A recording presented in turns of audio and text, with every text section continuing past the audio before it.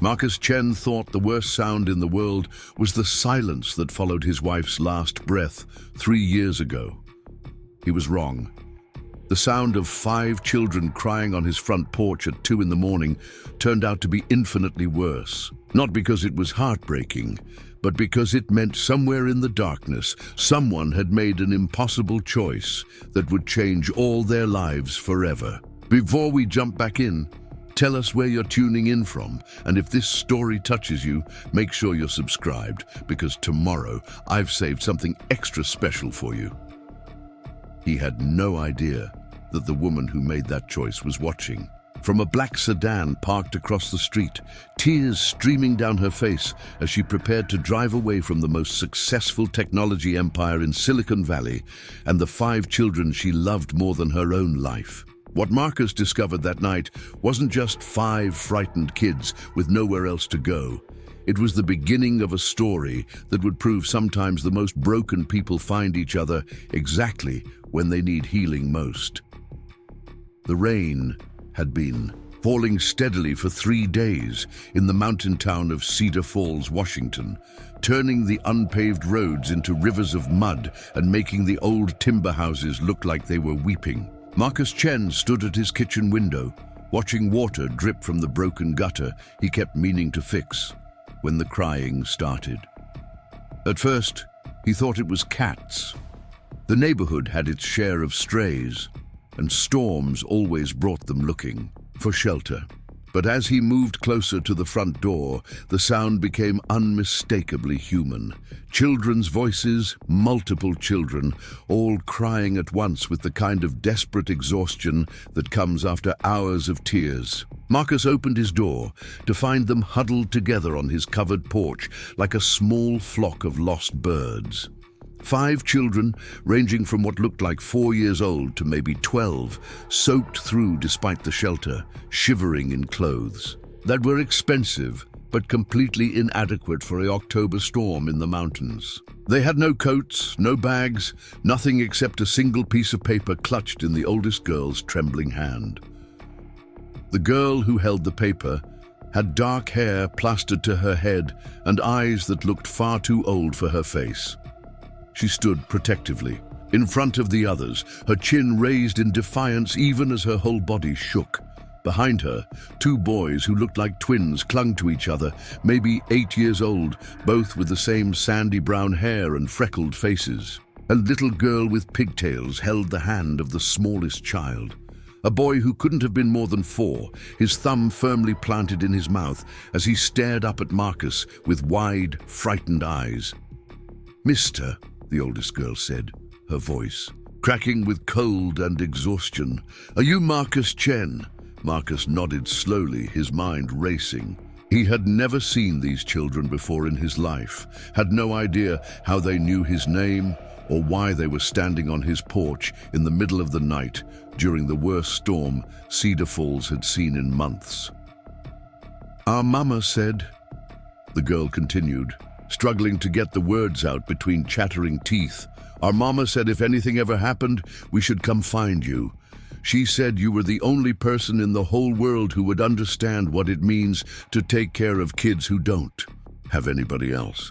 She held out the piece of paper with fingers so cold they had turned blue at the tips. Marcus took it gently, his own hands shaking slightly as he unfolded what appeared to be a handwritten letter. The paper was expensive, heavy stock, but the ink had smeared in places from the rain. At the top, in elegant script that spoke of private schools and expensive educations, were the words, "For Marcus Chen, 847 Pine Ridge Road, Cedar Falls, Washington." The letter was brief, written in the same careful handwriting, but Marcus could see places where the ink had blotted, as if the writer had been crying while they wrote. "Mr. Chen, I have followed your story in the news, and I know you understand what it means to lose everything and still find a way to love children who need you. These are my babies, Emma, Jake, Jordan, Sophie, and little Tommy. I cannot explain why I must leave them, only that staying would put them in danger I cannot protect them from. I have left everything they will need in trust, but they need more. than money. They need someone who knows that love doesn't require biology, only commitment. I am trusting you with the most precious things in my world because I believe you are the only person who will see them as gifts, not burdens. Please don't let them think I didn't love them enough to stay. I loved them enough to let them go. The letter was signed simply Victoria, with a phone number that had been carefully crossed out in black ink. Marcus read the letter twice, his mind struggling to process what was happening. He looked up at the 5 faces staring at him with a mixture of hope and terror, and something deep in his chest cracked open like ice breaking in spring. "Come inside," he said quietly, stepping back to hold the door wide. "Let's get you warm and dry, and then we'll figure this out." The children hesitated for a moment, the oldest girl looking back over her shoulder as if she expected someone to appear and take them away. But the storm chose that moment to send a particularly vicious gust of wind across the porch. And survival, instinct won over caution. They filed into Marcus's small living room like a parade of refugees, dripping water onto the worn hardwood floors and looking around with the careful attention of people who had learned not to assume safety. Marcus's house was nothing like what these children were clearly used to. The furniture was second-hand, but clean, the walls lined with mismatched bookshelves filled with paperbacks and children's picture books. A wood stove in the corner provided most of the heat, and the kitchen, visible through an open doorway, showed a small table, surrounded by chairs that didn't match. It was the home of someone who prioritized function over form, warmth over wealth. "Okay," Marcus said, closing the door and turning to face his unexpected guests.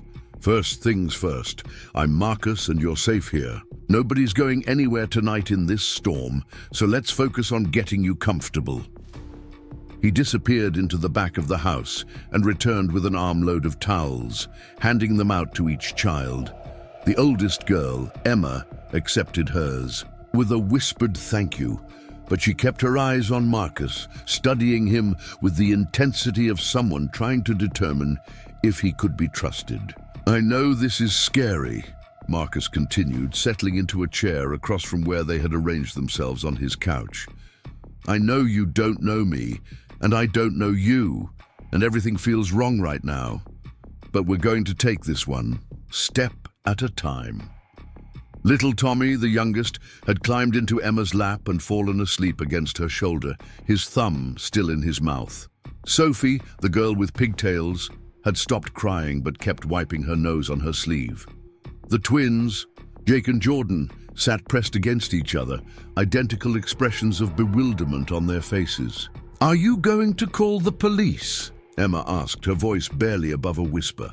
Marcus considered the question carefully. The logical thing to do would be to call social services, report 5 abandoned children, let the system handle whatever complicated situation had brought them to his door. But something in the letter, something in the way the writer had specifically sought him out, made him pause. "Not tonight," he said finally. "Tonight we focus on making sure you're okay.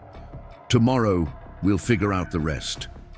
Emma's shoulders sagged with relief, and for the first time since he'd opened the door, Marcus saw her look like the child she actually was, instead of a miniature adult bearing impossible responsibilities. "I'm hungry," Sophie announced, and as if her words had reminded them all of basic needs, the other children began to nod and murmur agreement. Marcus smiled, the first genuine smile he'd felt in what seemed like weeks. "Well, that's something I can definitely help with. Who likes grilled cheese sandwiches?" The transformation was immediate. 5 hands shot up, and suddenly the living room felt less like a crisis and more like a sleepover. Preparing and narrating this story took us a lot of time, so if you are enjoying it, subscribe to our channel. It means a lot to us. Now back to the story. Marcus headed to the kitchen, the children trailing behind him like ducklings, and began pulling ingredients from his refrigerator. As he heated butter in a skillet and laid out slices of bread, Marcus found himself studying the children in his peripheral vision. They were clearly well cared for, well educated, used to comfort and security. Their clothes, though soaked, were expensive. Emma wore a sweater that probably cost more than Marcus spent on groceries in a month. The twins had matching shoes that looked like they'd never been scuffed. Even little Tommy's pants were designer denim, sized perfectly.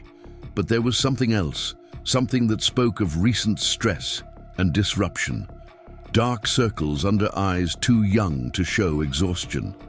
A wariness in their movements that suggested they'd learned to be ready to run. Sophie kept looking toward the windows as if she expected someone to appear there. Jake and Jordan held hands constantly, even when it made simple tasks difficult. "How old are you guys?" Marcus asked as he flipped the first round of sandwiches. "I'm 12, Emma said. "Jake and Jordan are 8. They're twins, but not identical twins, just regular twins. Sophie is 6, and Tommy just turned 4 last month." "And where are you from?" Emma hesitated, glancing at the others before answering. "San Francisco. We lived in a big house with a pool and a garden and rooms for each of us, and Maria, who helped Mama take care of us, and drove us to school and made empanadas on Thursdays." The past tense wasn't lost on Marcus. "That sounds nice. Do you miss it?" "We left 3 days ago," Sophie said, her voice small. "Mama said we were going on an adventure, but then she started crying in the car and wouldn't stop, and we drove and drove and drove until we got here." Marcus plated the sandwiches and set them on the small kitchen table, gesturing for the children to sit.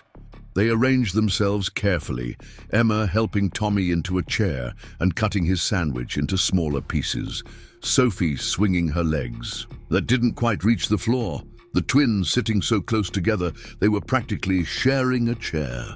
3 days is a long time to be in a car," Marcus said gently. "You must be exhausted." "We stayed in hotels," Jordan said around a bite of sandwich. "Nice ones with room service and cable TV. But Mama didn't eat anything and she kept making phone calls and crying." "She packed all our stuff," Jake added. "Everything, all our clothes and our toys and our books and even our toothbrushes. She said we might not be coming back for a while." Emma shot her brothers a warning look, but Marcus pretended not to notice. Instead, he focused on the practical issues at hand. 5 children needed beds for the night, needed breakfast in the morning, needed a sense of stability while he figured out what to do next. "Okay, here's what's going to happen," he said after they'd all finished eating. "I've got 2 guest bedrooms upstairs. Emma and Sophie can share one, and the boys can take the other. I'll get you some clothes to sleep in, and in the morning we'll talk about everything else." "What about Mama?" Tommy asked, speaking for the first time since they'd come inside. His voice was tiny, barely audible. Marcus felt his heart crack. "A little more. I don't know, buddy, but I promise you we're going to figure it out together." As he led them upstairs and helped them settle into the guest rooms, Marcus found himself thinking about the letter. Someone had researched him, had known enough about his story to believe he would take in 5 strange children without question. But what story? Marcus Chen was nobody special, just a high school science teacher who had inherited his grandmother's house in a tiny mountain town and chosen to stay after his wife died rather than return to the city where everything reminded him of what he'd lost. Unless they meant David. Marcus paused in the hallway, his arms full of extra blankets as the memory hit him. 3 years ago, just after Sarah's death, he had fostered a teenager named David, whose parents had been killed in a car accident. David had stayed with Marcus for 6 months, while social services worked to place him with relatives, and during that time, a local newspaper had written a small human interest story about the grieving widower who opened his home to another grieving child. The article had been picked up by a few online publications, shared on social media by people who found it heartwarming. Marcus had hated the attention at the time, had been angry that his private grief and David's tragedy had been turned into feel-good content for strangers. But maybe somehow that story had reached someone who needed to know that people like Marcus existed. He tucked the children into beds that hadn't been used since David left, listening to their whispered conversations through the thin walls. Emma was reading a story to Tommy, her voice soft and practiced. The twins were discussing whether the storm would still be happening in the morning. Sophie was asking if Marcus had any cats because she really liked cats and hoped maybe they could get one. Normal kid conversations despite the extraordinary circumstances. It reminded Marcus of the months with David, the way children adapted to new situations with a resilience that adults envied. But it also reminded him of how much responsibility he was potentially taking on. 5 children. 5 lives that had been entrusted to him by a stranger who knew him only through a newspaper article. 5 futures that would be shaped by whatever decisions he made in the coming days. Marcus made one more round to check on them, turning off lights and making sure they had everything they needed. In the boys' room, he found Tommy had crawled into bed with Jake, all 3 of them curled together like puppies. In the girls' room, Emma was still awake, staring at the ceiling with eyes that reflected too much worry for someone who should have been concerned with homework and friends and whether she'd made the soccer team. "Mr. Chen," she whispered when she saw him in the doorway. "Just Marcus is fine. Marcus, are you going to keep us?" The question hung in the air between them, heavy with hope and fear. Marcus wanted to give her an answer, wanted to promise her that everything would be okay, that they would all stay together, that tomorrow would bring solutions instead of more problems. But he had learned in the hardest way possible that promises about the future were dangerous things. "I'm going to do everything I can to make sure you're all safe and cared for," he said instead. "That's what I can promise you right now." Emma nodded, seeming to understand that this was the most honest answer he could give. She really did love us, you know, our mama. She wasn't abandoning us, she was protecting us. "I believe that," Marcus said, and he realized he did. Whatever had driven a mother to leave 5 children on a stranger's doorstep in the middle of a storm, it hadn't been selfishness or cruelty. The letter, the careful research, the trust placed in him, all of it spoke of a desperate act of love. Will you tell them that tomorrow, when they start asking more questions? Because Tommy especially he might not understand. Marcus sat down on the edge of the bed, struck again by how much this 12-year-old had taken on. "Emma, you know you don't have to be the grown-up here, right? You can just be a kid. That's my job now." Emma's eyes filled with tears for the first time since they'd arrived. "I've been taking care of them since Mama started getting scared. Someone had to. Well, now I'm here, and taking care of kids is something I know how to do. Because of David." Marcus blinked in surprise. "You know about David?" "Mama told us. She said you helped a boy who lost his parents and that when his family came to get him, you made sure he was ready. She said you didn't try to keep him when it wasn't best for him, but you made sure he was okay first."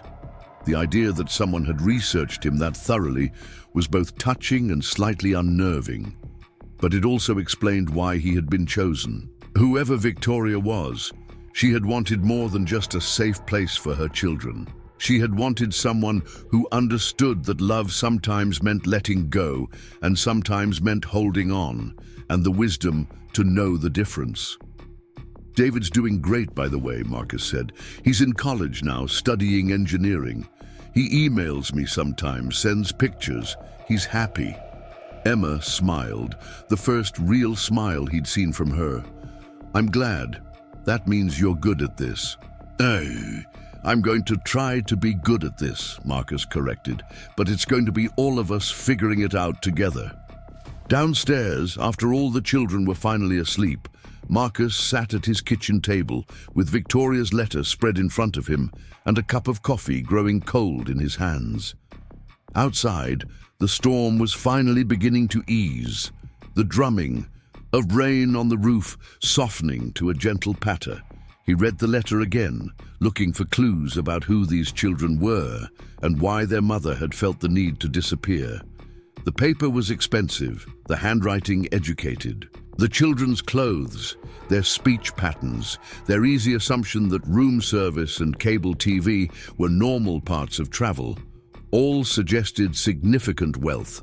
But wealth didn't usually require abandoning children in the middle of the night. Marcus opened his laptop and did what any reasonable person would do in the age of information. He searched for Victoria and 5 children in San Francisco, looking for missing persons reports or Amber Alerts or any indication that someone was looking for Emma, Jake, Jordan, Sophie, and Tommy. What he found was nothing. No reports of missing children. No desperate pleas from a father or grandparents or family friends. No indication that anyone in the world was looking for these 5 kids except, presumably, whoever they were running from. He tried searching for technology companies and female executives and any combination of words that might lead him to understand who Victoria was and why she had billions of dollars to leave in trust for her children. San Francisco was full of tech money, full of young executives who had built empires from code and venture capital. But searching for Victoria and technology and CEO returned thousands of results, none of which seemed to connect to 5 children abandoned in a mountain town. Marcus closed the laptop and leaned back in his chair, listening to the old house settle around him and the soft sounds of children sleeping safely upstairs. Tomorrow he would have to make phone calls, would have to contact authorities, would have to begin the complicated process of determining what was legal and what was right, and whether those 2 things could coexist. But tonight, 5 children who had been lost were found. Tonight, they were warm and fed and sleeping in real beds instead of the back seat of a car or another anonymous hotel room. Tonight, they were safe. And for a man who had spent 3 years learning that sometimes all you could do was hold the people you loved and keep them safe for as long as possible, that felt like enough. Marcus finished his coffee, turned off the lights, and headed upstairs to his own room. As he passed the guest rooms, he could hear the soft breathing of children, deep in sleep, the kind of exhausted rest that came after days of uncertainty and fear. Tomorrow would bring complications and decisions, and probably more questions than answers. But tonight, 5 children were home, even if none of them knew yet what that would mean. The morning brought unexpected sunshine and the sound of children's laughter drifting down from upstairs, a combination Marcus hadn't experienced in his house since David left for college. He found them in the guest bathroom, all 5 crowded around the sink, while Emma attempted to brush Tommy's hair and Sophie braided Jordan's into what she proudly announced was a warrior style. Jake was examining his reflection critically, trying to flatten a cowlick that seemed determined to defy gravity. "Good morning," Marcus said from the doorway, and 5 faces turned toward him with expressions ranging from shy smiles to outright curiosity. In the daylight, cleaned up and rested, they looked even more like children from a different world than his small mountain town. Their clothes had dried overnight, but were still clearly expensive, and their hair, despite Sophie's creative styling attempts, spoke of regular professional cuts and quality products. "We were trying to look presentable," Emma explained, her voice carrying that careful politeness children used when they weren't sure of the rules in a new place. "Mama always said first impressions matter, and we wanted to make a good one with you." Marcus felt something twist in his chest at the past tense reference to their mother, but he kept his expression calm. "You all look great, and you smell like my lavender soap, which is definitely an improvement from last night." This earned him giggles from Sophie and Tommy, and he noticed Jake and Jordan exchange a look that might have been approval. Emma just smiled, but it was a real smile this time, not the careful mask she'd worn the night before. I was thinking, pancakes for breakfast, Marcus continued, with real maple syrup, not the fake stuff. What do you think? The response was unanimous and enthusiastic enough that Marcus wondered if these children had ever experienced the simple pleasure of homemade pancakes on a Sunday morning. As they trooped downstairs to the kitchen, chattering about who liked blueberries and whether chocolate chips were acceptable breakfast food, Marcus found himself wondering what their normal mornings had been like before 3 days ago. The kitchen, filled with the comfortable chaos of cooking for a crowd. Marcus mixed batter, while Emma helped Tommy wash his hands, and Sophie regaled them all with a detailed explanation of why cats were superior to dogs in every measurable way. The twins had discovered his collection of vintage science textbooks on a shelf near the window and were flipping through them, fascinated by the outdated diagrams and earnest explanations of concepts that had long since been refined or debunked entirely. "You're a teacher," Jake observed, holding up a book titled Modern Chemistry, a Comprehensive Guide that was anything but modern. "High school science," Marcus confirmed, pouring the first round of pancakes onto the griddle. "Chemistry, biology, some physics when they need me to fill in. Nothing too exciting." "I love science," Jordan said quietly, "especially astronomy. Mama bought me a telescope for my birthday, and we used to go up on the roof of our building to look at planets." The wistful tone in his voice made Marcus pause in his stirring. "Used to?" "Before we had to leave," Jordan said simply. "I had to leave it behind because it was too big for the car." Marcus made a mental note to research what kind of telescopes were available in Cedar Falls, or if there was an astronomy club at the college that might welcome an 8-year-old guest. But before he could respond, his doorbell rang. The effect on the children was immediate and dramatic. Emma straightened like a soldier called to attention, her eyes wide with something that looked like panic. Sophie grabbed Tommy's hand and pulled him close. The twins moved together instinctively, their earlier relaxation replaced by tension, so thick Marcus could practically feel it in the air. "It's okay," he said quickly, turning off the heat under the pancakes. "You all stay. Right here, I'll go see who it is." "What if they're looking for us?" Emma whispered, her voice barely audible. "Then we'll deal with it together," Marcus replied, surprised by how naturally the word "we" came out. "But let's not assume the worst until we know what we're dealing with." The doorbell rang again as Marcus walked through the living room, followed by a firm knock that suggested official business. Through the peephole, he could see a woman in a dark suit standing on his porch, holding what looked like a briefcase and checking her watch with the impatience of someone accustomed to punctual appointments. Marcus opened the door to find himself face to face with a woman who looked like she had stepped out of a Fortune 500 boardroom and landed in rural Washington by mistake.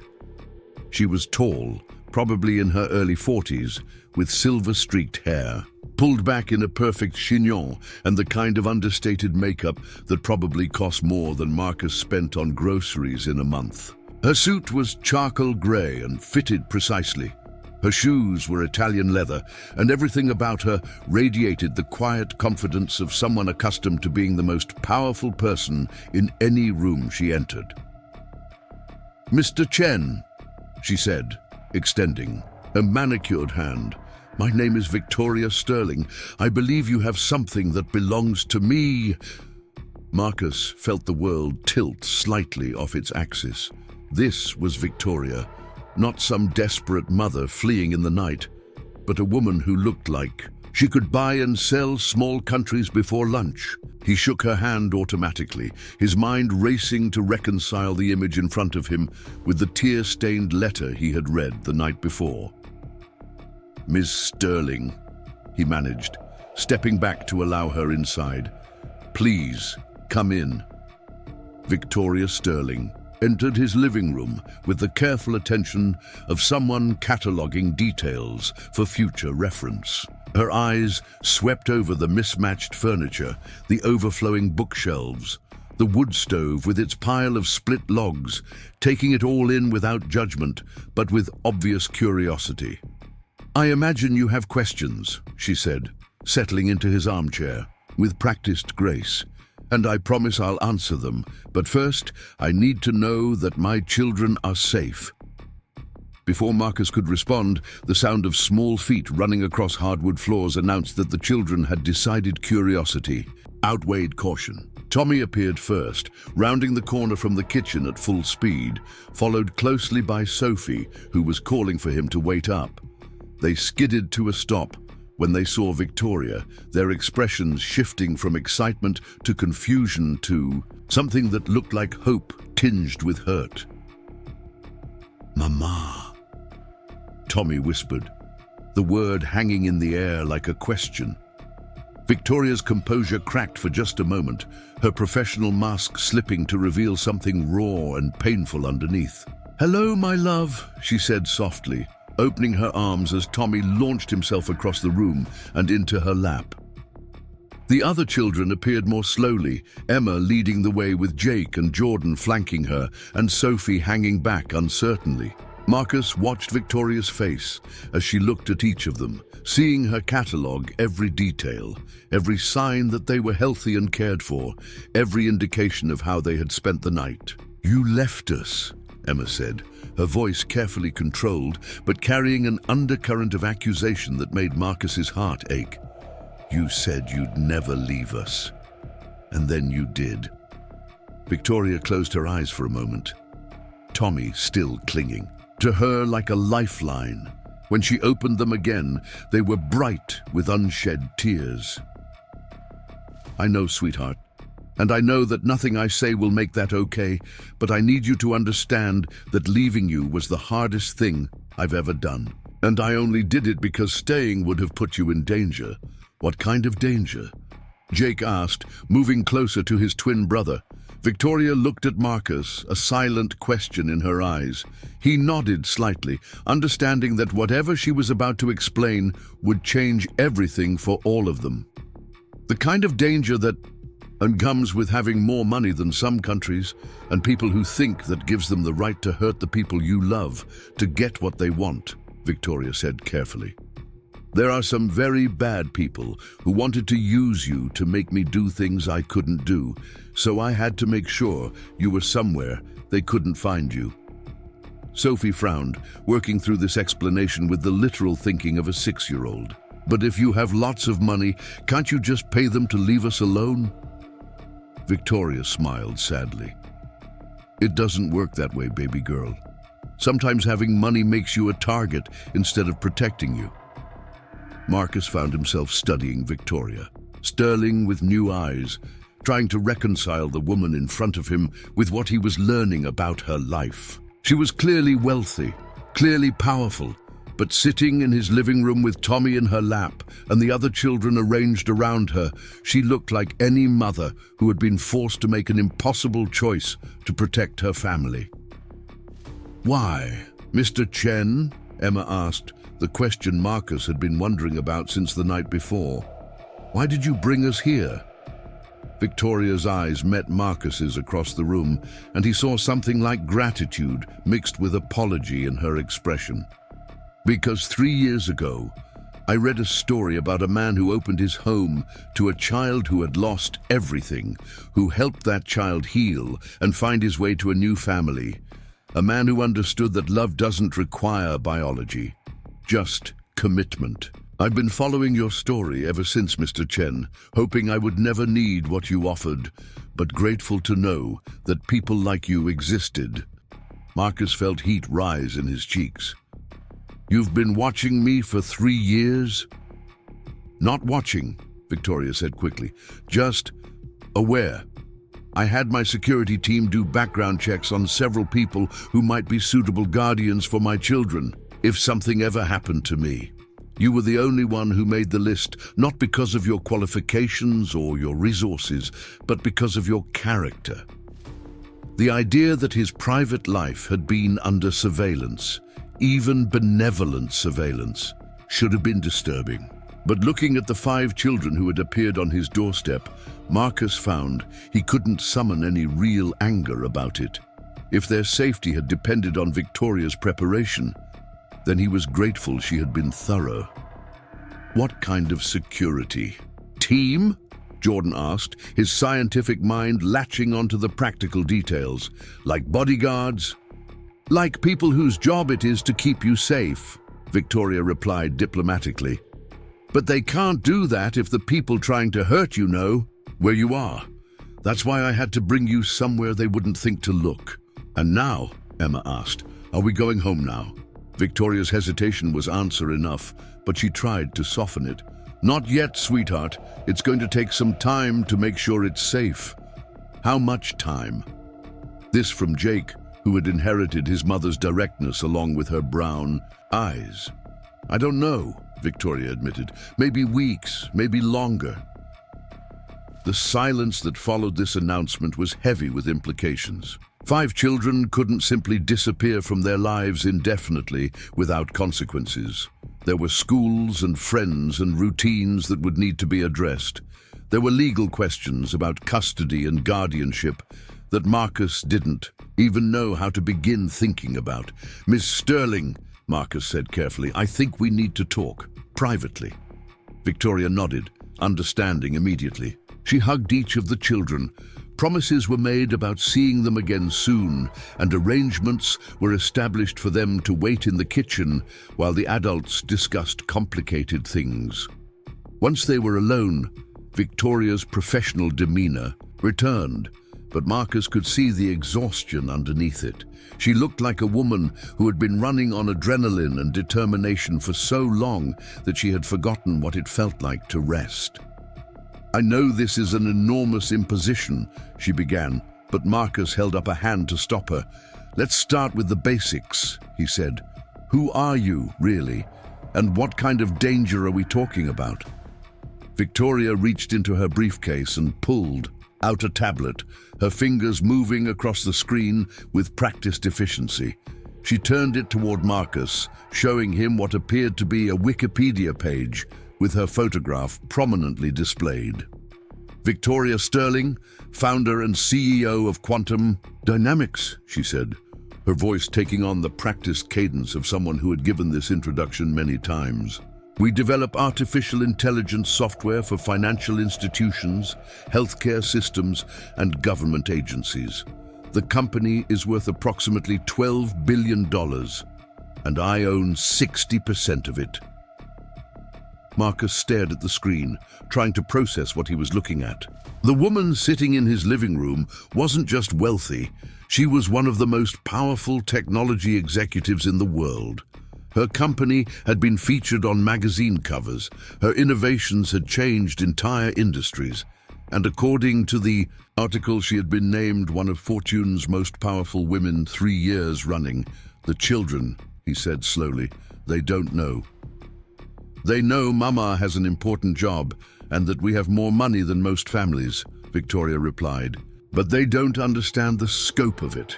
I've tried to give them as normal a childhood as possible. And the danger? Victoria's expression darkened. 3 weeks ago, I received a credible threat against my children. Someone who wanted me to install backdoors in our government security software, essentially giving them access to classified systems.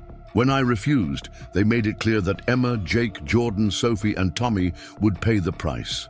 Marcus felt ice forming in his stomach. What kind of threat? The kind that included photographs of them at school, at the park, in our home. The kind that demonstrated these people had been watching my children for weeks without anyone noticing.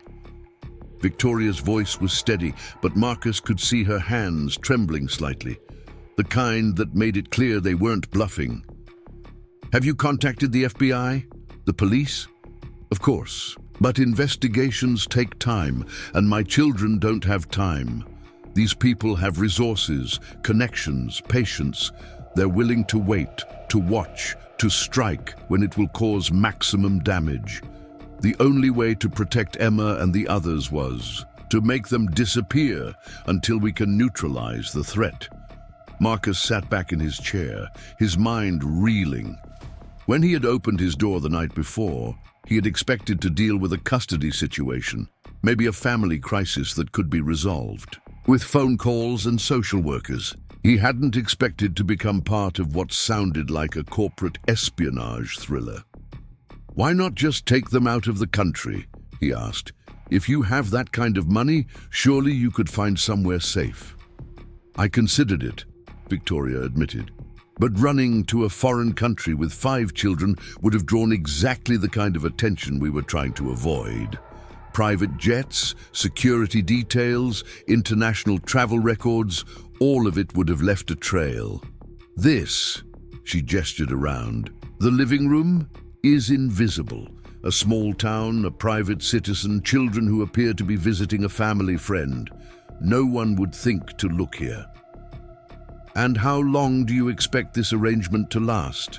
Victoria was quiet for a long moment, her eyes drifting toward the kitchen, where the soft sounds of children's conversation provided a counterpoint to their serious discussion.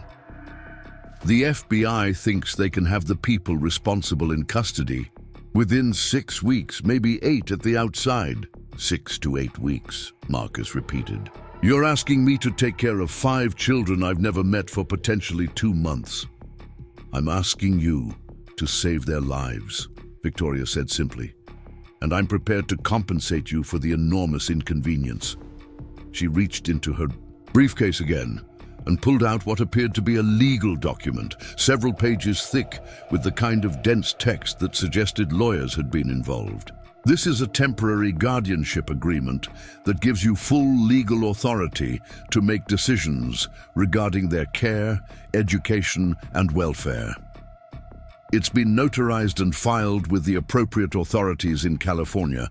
As far as the law is concerned, you are their legal guardian for the duration of this arrangement." Marcus took the document but didn't look at it immediately. "What about school, friends, their normal lives?" "I've arranged for independent study programs through their private school. All the materials and assignments can be handled remotely. As for friends," Victoria's voice trailed off, "they understand that this is temporary and that maintaining contact with their old life would compromise their safety. That's a lot to ask of children." "Yes, it is. But it's better than the alternative." Marcus finally looked down at the legal document in his hands, scanning the dense paragraphs of legalese until he found the section outlining financial arrangements. When he saw the numbers, he nearly dropped the papers. "This is too much," he said immediately. "I don't need this kind of money to take care of 5 kids for a few weeks." Victoria smiled for the first time since she'd arrived, and Marcus caught a glimpse of the warmth that her children clearly adored. "Mr. Chen, you're about to take on the full-time care of 5 children, including a 12-year-old who's going through a difficult phase, 8-year-old twins who have more energy than a small nuclear reactor, a 6-year-old who asks approximately 300 questions per day, and a 4-year-old who still has nightmares and needs someone to check for monsters under his bed every night. Trust me, you're going to earn every penny." From the kitchen came the sound of something crashing to the floor, followed by Tommy's voice calling, "I didn't mean to." And Sophie's immediate response of, "It's okay, accidents happen. That's what Mama always says." Marcus and Victoria looked at each other, and despite everything, they both smiled. "They're good kids," Victoria said softly. "Emma is incredibly responsible, sometimes too responsible for her own good. Jake is the artist. He sees the world differently than everyone else. Jordan is the scientist, always asking how things work and why. Sophie is the diplomat. She can mediate any conflict and make everyone feel better about compromise. And Tommy," her voice caught slightly, "Tommy is pure sunshine. He makes everyone around him happier just by existing." "They're lucky to have you," Marcus said. "They're lucky to have you too," Victoria replied, "even if they don't know it yet." Marcus stood up and walked to the window, looking out at the small town street, where nothing more dramatic than a lost cat usually constituted front-page news for the local paper. In less than 24 hours, his quiet life had become the temporary home for 5 children, whose mother was one of the most powerful women in technology, who were being hunted by people willing to threaten children to get what they wanted. "There's something else," Victoria said, and Marcus turned back to face her. "Something I didn't put in the letter because I wasn't sure how to explain it." "What's that?" "I've been alone with them since they were born. Their father, he's not in the picture, never has been. I've had help, nannies and tutors and staff, but ultimately it's been just me making all the decisions, handling all the problems, being everything they needed. I'm good at running a company, Mr. Chen, but I'm not sure I'm good at being a mother." Marcus studied her face, seeing vulnerability beneath the professional confidence. "What makes you think that?" "Because when the threat came, my first instinct wasn't to fight it or find another solution. It was to run, to hide them away where no one could find them. I don't know if that makes me a protective mother or a coward." "It makes you human," Marcus said, "and it makes you someone who put her children's safety above her own comfort and convenience." "That sounds like good parenting to me." Victoria smiled again, but this time there were tears in her eyes. "I hope you're right, because I'm trusting you with the most important things in my life, and I need to believe I'm making the right choice." Before Marcus could respond, Emma appeared in the doorway between the living room and kitchen, her expression serious and determined. "We need to talk," she announced with the authority of someone far older than 12. "All of us, together." Victoria and Marcus exchanged glances, recognizing that whatever the children had been discussing in the kitchen had led to some kind of group decision. "Of course," Victoria said. "What's on your mind?" Emma stepped fully into the room, followed by the other 4 children who arranged themselves in a loose semicircle facing the adults. Marcus noticed that they had unconsciously positioned themselves with Emma in the center, the twins flanking her, and Sophie holding Tommy's hand slightly to one side. Even in crisis, they had created their own small democracy. "We've been talking," Emma began, "and we have some questions and some demands." "Demands?" Victoria raised an eyebrow, but her tone was amused rather than annoyed. "Requirements," Jake corrected diplomatically. "Things we need to know and things we need to happen if we're going to do this." Marcus found himself impressed. Despite the circumstances, these children had processed an impossible situation and organized themselves to negotiate terms. Whatever else Victoria had done wrong or right as a mother, she had clearly raised kids who could think critically and advocate for themselves. "First," Emma continued, "we want to know exactly how dangerous this is. Not kid explanations, real explanations we're smart enough to understand, and we need to know what we're dealing with." Victoria looked at Marcus, who nodded slightly. These children had already been thrown into an adult situation. They deserved adult honesty. "The people threatening you are part of a corporate espionage ring with connections to foreign governments," Victoria said carefully. "They want access to software that protects American military and intelligence systems. If they get that access, it could compromise national security and put a lot of people in danger." "So this is like spy stuff," Jordan said, his eyes wide with a mixture of fear and fascination. "Like spy stuff," Victoria confirmed, "which means it's serious. But it also means there are serious people working to stop them." "Indeed, second," Emma continued, apparently satisfied with this answer, "if we're going to stay here, we need to know this is a real home, not just a hiding place. We need rules and chores and normal stuff, not just sitting around waiting." Marcus felt something warm unfurl in his chest. "That sounds very reasonable to me." "Third," Sophie piped up, "we want to write letters to Mama while she's gone, and we want her to write back. Even if she can't visit, we need to know she's okay." "I can arrange that," Victoria said softly. "Secure communications that can't be traced." "Fourth," the twins said in unison, then looked at each other and grinned. Jake continued alone. "We want to know about Mr. Chen. If we're going to live with him, we should know about him like he's learning about us. All eyes turned to Marcus, who realized he was being interviewed for a job he had never applied for by 5 children who had every right to be particular about their temporary guardian. "What would you like to know?" he asked. "Are you married?" Sophie asked immediately. "I was. My wife Sarah died 3 years ago. Did you love her a lot?" This from Tommy, whose understanding of death was probably limited, but whose understanding of love was clearly well developed. "More than anything in the world," Marcus replied honestly. "Do you have kids?" Jordan asked. "No, but I've taken care of children before. There was a boy named David who lived with me for a while, and I've been teaching high school for 8 years. "Do you like kids?" Emma asked, the most important question saved for last.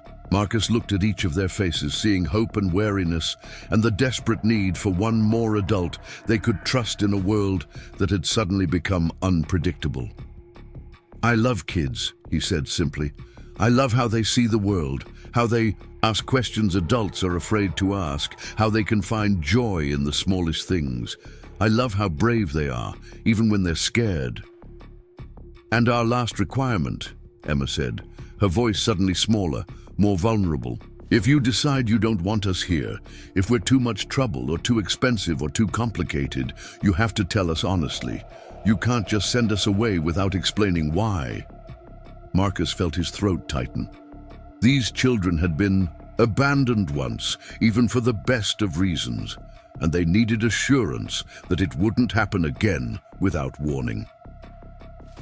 "Emma," he said seriously, "I promise you that if there comes a time when this arrangement isn't working, we'll all sit down together and figure out what to do next. No one is going anywhere without everyone understanding why."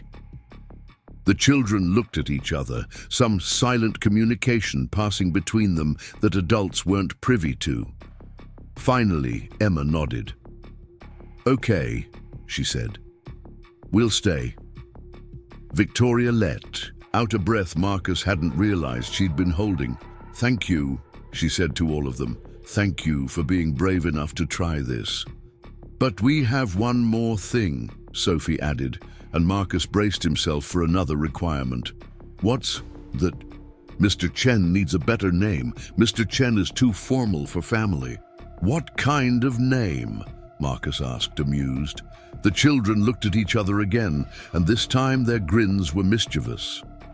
"We'll let you know," Jake said with the confidence of someone who had clearly already discussed this topic at length. As Victoria prepared to leave, with promises to establish secure communication and arrangements for financial support, Marcus found himself watching the goodbyes with new understanding. This wasn't a mother abandoning her children. This was a woman making the hardest sacrifice imaginable to keep them safe.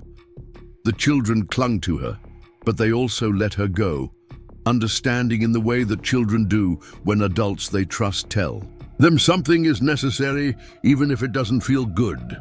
"Be good," Victoria whispered to each of them. "Be safe, be brave. I love you more than all the stars in the sky." "More than all the fish in the ocean," they chorused back, clearly a familiar family ritual. After Victoria left, Marcus and the children stood in the living room looking at each other, 5 refugees and 1 reluctant guardian, trying to figure out how to become a temporary family. "So," Marcus said finally, "I think this calls for ice cream for breakfast." The response was immediate and enthusiastic, and as Marcus led them back to the kitchen to finish the pancakes that had been abandoned during Victoria's visit, he realized that somewhere in the space of one morning, his life had changed completely. He was no longer just Marcus Chen, high school teacher and small-town bachelor. He was now Marcus Chen, temporary guardian of 5 extraordinary children whose mother trusted him with the most precious things in her world. It was terrifying and overwhelming and completely impossible. It was also, he realized, as Tommy slipped his small hand into Marcus's and asked if they could put chocolate chips in the pancakes after all. exactly what he hadn't known he was missing. 2 weeks into their new arrangement, Marcus discovered that living with 5 children was like conducting an orchestra, where every musician played a different instrument, in a different key, at a different tempo. The house that had been silent, for 3 years now, buzzed with constant activity from dawn until well past what any reasonable person would consider bedtime. Emma had appointed herself house manager, creating schedules and chore charts with the efficiency of a corporate executive. She had divided the children into teams for various responsibilities, instituted a rotating system for choosing evening activities, and somehow convinced everyone that making their beds every morning was not just necessary, but actually fun when done to music. Marcus watched her organize her siblings with a mixture of admiration and concern, recognizing the burden of responsibility she had taken on and wondering how to help her remember she was still a child herself. The twins had claimed the basement as their domain, transforming the unused space into what they called the innovation station. Jake had set up an art studio in one corner, covering the walls with paintings that showed remarkable talent for an 8-year-old. His latest series depicted the view from their bedroom window at different times of day, capturing the way morning light filtered through the pine trees and how the mountains looked when afternoon clouds cast shadows across their peaks.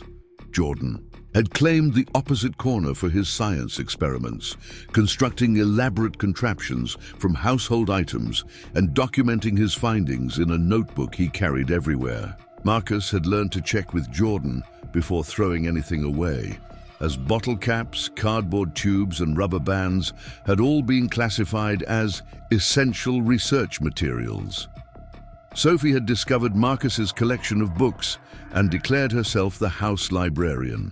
She had reorganized the living room shelves according to a system only she understood, creating sections for books that make you cry happy tears, books about animals being heroes, and books adults think kids should read but are actually boring. She spent hours reading to Tommy, her voice taking on different accents and inflections for each character, turning story time into elaborate theatrical performances that drew the whole family into the living room each evening. Tommy had adapted to their new life with the resilience of the very young, but Marcus noticed he still carried a small stuffed elephant everywhere. A threadbare grey creature named Mr. Peanuts that Emma had whispered was a gift from their mother. On his first birthday, Tommy had claimed Marcus's reading chair as his special spot, dragging cushions and blankets to create what he called his thinking nest. From this fortress, he would announce important observations about the world, such as the fact that cereal tasted better when eaten while wearing pajamas, or that rainy days were actually sunny days wearing disguises. The transformation wasn't limited to the children. Marcus found himself changing too, adapting to rhythms and routines he hadn't experienced since his own childhood. He learned to cook for 6 instead of 1, discovering that children could consume astonishing quantities of food and that pancakes were apparently acceptable for any meal, not just breakfast. He learned to mediate disputes over everything, from whose turn it was to choose the movie, to whether green vegetables were actually necessary for human survival. He learned to check the washing machine before starting a load, after discovering that Sophie had been using it as a hiding place for books she wasn't supposed to be reading after lights out. Most surprisingly, he learned to laugh again. Real laughter, the kind that started in his chest and bubbled up without permission. The kind he hadn't experienced since Sarah's death. It happened at unexpected moments. When he found Tommy trying to teach Mr. Peanuts to play chess, when Jake presented him with a portrait that made him look like a superhero, when Jordan explained with complete scientific seriousness why cookies should be considered a vegetable because they contained flour, which came from wheat, which was definitely a plant. The house itself seemed to expand to accommodate its new inhabitants. Rooms that had felt too large and empty now buzzed with activity. The kitchen became command central, where homework was completed at the table while dinner cooked on the stove, and someone inevitably spilled something that required immediate attention. The living room transformed each evening into a theater, classroom, or debate hall depending on the day's activities. Even his bedroom, once a sanctuary of solitude, now regularly hosted visitors seeking comfort after nightmares or permission for various schemes. Marcus had worried about maintaining structure and discipline with 5 children who weren't his own, but he discovered that consistency mattered more than strictness. The children craved predictability after weeks of uncertainty, and they thrived on routines that gave shape to their days. Morning chores followed by breakfast and schoolwork, lunch and free time in the afternoon, dinner preparation as a family activity, evening story time and quiet activities before bed. The schoolwork presented its own challenges and revelations. Emma's assignments were at a high school level, requiring research and critical thinking that impressed Marcus with their sophistication. She approached each task with the same methodical precision she brought to everything else. But Marcus noticed she sometimes seemed overwhelmed by the pressure she put on herself to excel. He began sitting with her during study time, not to help with the work itself, but to remind her that learning was supposed to be enjoyable, not just another responsibility to manage perfectly. The twins' educational styles were as different as their personalities. Jake absorbed information through creative expression, understanding historical events better when he could paint them or write stories about the people involved. Jordan approached everything like a scientific experiment, asking questions that often led to impromptu research sessions about topics ranging from why leaves changed color to how television signals traveled through the air. Marcus found himself learning alongside them, rediscovering the joy of curiosity that had first drawn him to teaching. Sophie's assignments were designed around building reading and writing skills, but Marcus quickly realized she was far ahead of her grade level. In both areas, she devoured books with the intensity of someone who had discovered that stories could transport her anywhere she wanted to go. Her writing assignments became elaborate fairy tales, featuring brave princesses who solved problems with cleverness rather than magic, and animals who formed unlikely friendships across species lines. Tommy's preschool curriculum was mostly play-based, focusing on letters and numbers through games and activities. Marcus discovered that Tommy learned best through movement and music, so they turned math lessons into dance parties and practiced spelling by marching around the house chanting letters. Tommy's favorite activity was science time with Jordan, where he served as assistant researcher for experiments that usually involved water, food coloring, and various kitchen implements. The secure communication system Victoria had established allowed for regular contact, but the messages were necessarily brief and coded. The children wrote letters that were screened and transmitted electronically, receiving responses that let them know their mother was safe but couldn't provide details about her location or activities. Marcus could see the strain this put on all of them, particularly Emma, who clearly understood more about the situation than her siblings. 3 weeks after Victoria's visit, Marcus received an encrypted message that simply said, "Situation developing. Timeline uncertain. Thank you for everything." He shared this with the children as best he could, explaining that their mother was working hard to resolve the problem, but that it might take longer than originally hoped. "How much longer?" Emma asked, the question all of them were thinking. "I don't know," Marcus admitted. "But what I do know is that we're going to be okay. Whatever happens, we've got each other, and that's enough." It was during this conversation that Tommy made an announcement that surprised everyone. "I want to stay here forever," he said matter-of-factly. "I like it better than our old house."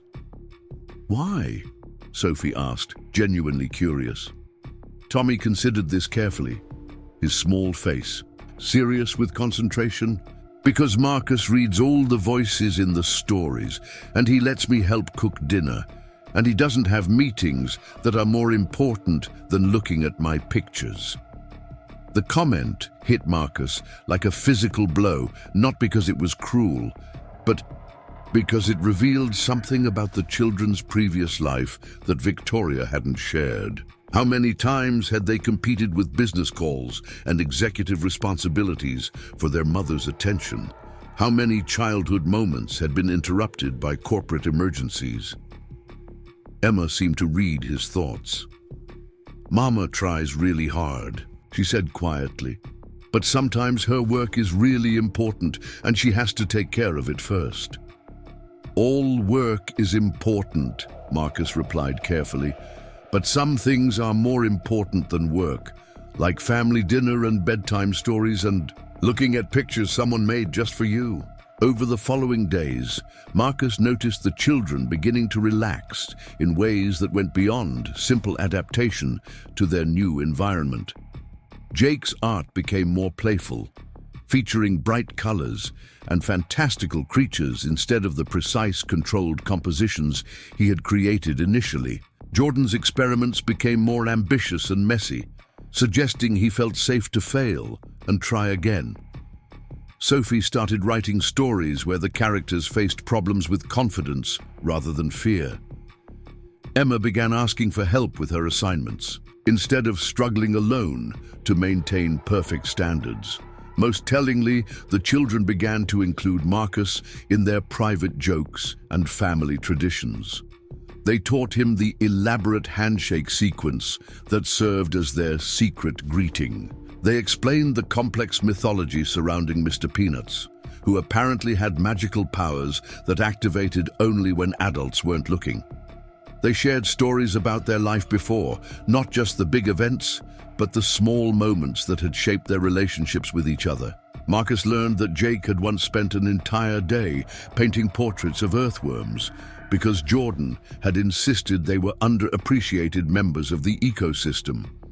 He discovered that Sophie had taught herself to read at age 4 because she wanted to know what happened in the books after bedtime stories ended. He found out that Emma had been taking advanced mathematics courses since age 10 and dreamed of becoming an aerospace engineer. He learned that Tommy had been born 6 weeks premature and that his siblings had taken turns reading to him in the hospital, establishing a tradition of storytelling that continued to this day. The children, in turn, began learning about Marcus's life before they arrived. They discovered his collection of vintage science equipment in the garage, including a microscope that Jordan immediately claimed as his new best friend. They found photographs of Sarah tucked into books throughout the house, and instead of feeling awkward about his grief, they asked questions about her with the natural curiosity of children who wanted to understand the people important to the adults in their lives. "She was really pretty," Sophie observed, studying a picture of Sarah in the garden behind the house. "Did she like flowers?" "She loved them," Marcus replied. "She planted that whole garden, spent hours out there every day during the growing season. She said flowers were proof that the world wanted to be beautiful." "Can we plant flowers too?" Tommy asked, "for when she comes back to visit?" The innocent question caught Marcus off guard. The assumption that death was temporary and that people you loved would eventually return. He knelt down to Tommy's level, his heart aching with the need to be gentle but honest. "Tommy, Sarah can't come back to visit. When people die, their bodies stop working and they can't be with us anymore in the way they used to be." Tommy's face scrunched with concentration. "But she's still in your heart, right? Like how Mama is still in our hearts even though she had to go away." "Yes," Marcus said softly. "She's still in my heart."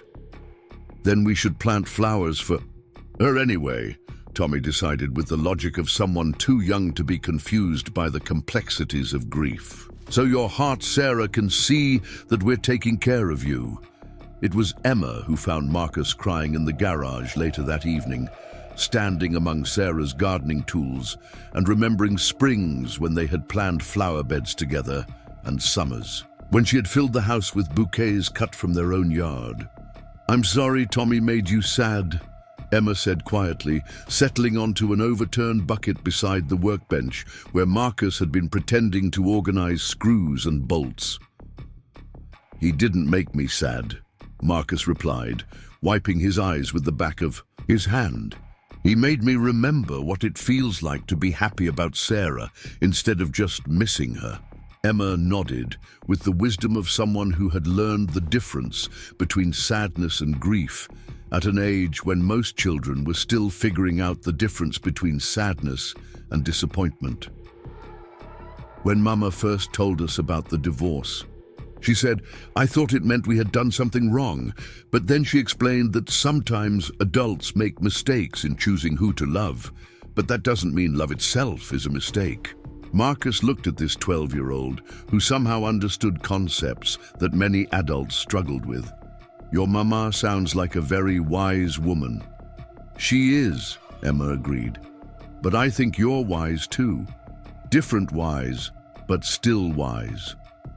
"What kind of wise am I?" Emma considered this carefully. "Mama's wise about big things, like how to run companies and make important decisions. You're wise about small things, like how to make everyone feel safe and why it's important to listen to all the voices in a story." That night at dinner, the children announced they had reached a decision about Marcus's name. After much deliberation and several vetoed suggestions, they had settled on Papa Marcus, a title that recognized his role as their temporary guardian while acknowledging that he wasn't trying to replace anyone in their lives. "Papa Marcus," Tommy said solemnly, "is that okay with you?" Marcus felt his throat tighten with emotion he hadn't expected.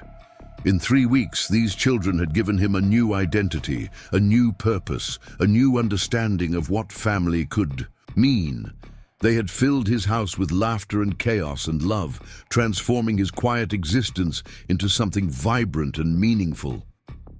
"It's perfect," he said. The name stuck immediately, used with such natural affection that within days, Marcus couldn't remember being called anything else by any of them. Even the neighbors began referring to him as Papa Marcus, accepting the presence of 5 children in his life with the casual adaptability of small-town residents who had learned not to ask too many questions about family arrangements that seemed to be working. It was Mrs. Henderson from next door who first suggested that Marcus might want to consider enrolling the children in local activities. She mentioned that the community center offered art classes for children, that the library had a weekly story time Sophie might enjoy, that the elementary school science club always welcomed young visitors. The idea of integrating the children into the community hadn't occurred to Marcus, who had been focused on keeping them safe and occupied within the boundaries of their temporary home. But as he watched Jake longingly study a flyer for children's art classes that Mrs. Henderson had brought over and saw Jordan's excitement when she mentioned the science club, Marcus realized that isolation wasn't protection. These children needed more than just safety. They needed to feel like they belonged somewhere, even if it was only temporary. The decision to let them participate in community activities required careful consideration and several encrypted conversations with Victoria, who ultimately agreed that normal childhood experiences were worth the minimal risk of exposure. The children were enrolled under their real first names with Marcus's last name, a compromise that felt natural to everyone involved and raised no suspicions among the activity coordinators. Jake's first art class was a revelation. Marcus watched through the community center windows as his quiet, careful boy transformed into a confident young artist, sharing techniques with other children and helping younger students with their projects. The instructor, a retired art teacher named Mrs. Collins, immediately recognized Jake's talent and began challenging him with more advanced techniques and materials. Jordan's introduction to the science club created what could only be described as a mutual love affair between an 8-year-old with endless curiosity and a group of elementary students hungry for someone who shared their passion for discovery. Within 2 meetings, Jordan had been elected unofficial assistant to the club leader, a position he took so seriously that he began preparing lesson plans for experiments he wanted to share with the group. Sophie's participation in library story time evolved naturally into her becoming a volunteer helper, reading to younger children with the same theatrical flair she brought to bedtime stories at home. The librarian, Miss Torres, was so impressed with Sophie's reading skills and natural way with children that she began inviting her to help with special programs and book fairs. Emma, initially resistant to any activities that might draw attention to them, eventually agreed to join a youth volunteer group that helped with community projects. Her organizational skills and mature approach to problem-solving quickly made her indispensable to the group's efforts, and Marcus watched her gain confidence as she realized that her natural leadership abilities were assets rather than burdens. Even Tommy found his place in the community, becoming the unofficial mascot of the toddler playgroup at the community center. His natural cheerfulness and ability to make friends with anyone made him popular with both children and parents, and Marcus often found himself invited to coffee with other parents who wanted to know more about the man raising such delightful children. These community connections brought unexpected challenges and rewards. Marcus had to learn to navigate conversations about the children's background without revealing their true situation, developing a comfortable story about being their guardian while their mother dealt with work obligations out of state. He had to field questions about their previous schools, their father, their long-term plans, all while maintaining the careful balance between being open enough to build relationships and secretive enough to protect their safety. But the benefits far outweighed the complications. Marcus watched the children bloom in ways he hadn't expected, developing new friendships and interests that had nothing to do with their previous life or their current circumstances. They began to see Cedar Falls as more than just a hiding place. It became a community where they belonged, where people knew their names and cared about their well-being. The transformation was perhaps most visible in Emma, who gradually began to relax her hyper-vigilant management of her siblings as she realized that Marcus and the broader community were providing the stability and support they needed.